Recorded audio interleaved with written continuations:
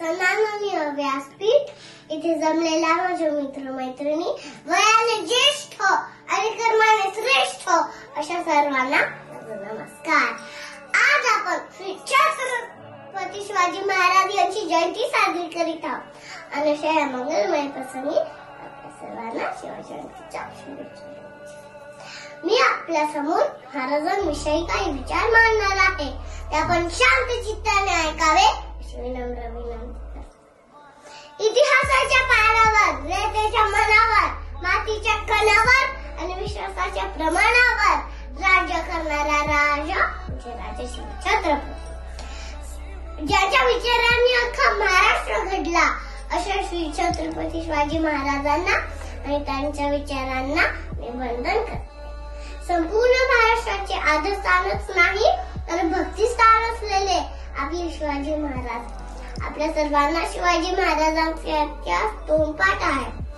16व्या वर्षी स्वराज्य स्थापनेची शपथ, अफजल खानाचा वध, शास्त्री खानाचे बोटे कापण्याचा प्रसंग, आग्र्याहून सुटका, राज्याभिषेक हे त्यांच्या 50 वर्षाच्या आयुष्यातील नाट्यपूर्ण प्रसंग।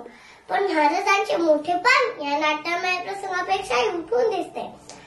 ते ह्या गोष्टीमुळे की सतत 350 वर्षे गुलामगिरीत राहून मनाने गुलाम बनलेल्या महाराष्ट्राला त्यांनी जागृत केले, त्यांच्या मनात अस्मिता जागी केली, अभिमान जागा केला आणि म्हणूनच त्यांची महती सांगण्यासाठी प्रतिभा देखील त्याच तोलामोलाची हवी।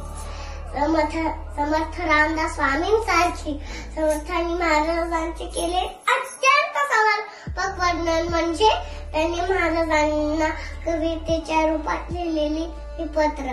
त्यातील काय निवडक ओळी, निश्चयाचा महामेरू बहुतरे जनांची आधारू, अखंड स्थितीचा निर्धारू श्रीमंत येऊ। नरपती, खळपती, गजपती, गणपती, भूपती, प्रजापती, वृंदराणी शक्ती, पृष्ठभागी यशवंत, कीर्तिवंत, सामर्थ्यवंत, वरदवंत, पुण्यवंत, नीतिवंत, जाणता राजा, आचारशील, विचारशील, दानशील, धर्मशील, सर्वज्ञपणे सुशील, सगळा ठाई या भूमंडळाचे ठाई, धर्मरक्षी असा नाही, महाराष्ट्र धर्म राहिला काही तुम्हा कारण। बोला श्री छत्रपती शिवाजी महाराज की जय, छत्रपती शिवाजी महाराज की जय, छत्रपती शिवाजी महाराज की जय। हर हर महादेव, हर हर महादेव, हर हर महादेव।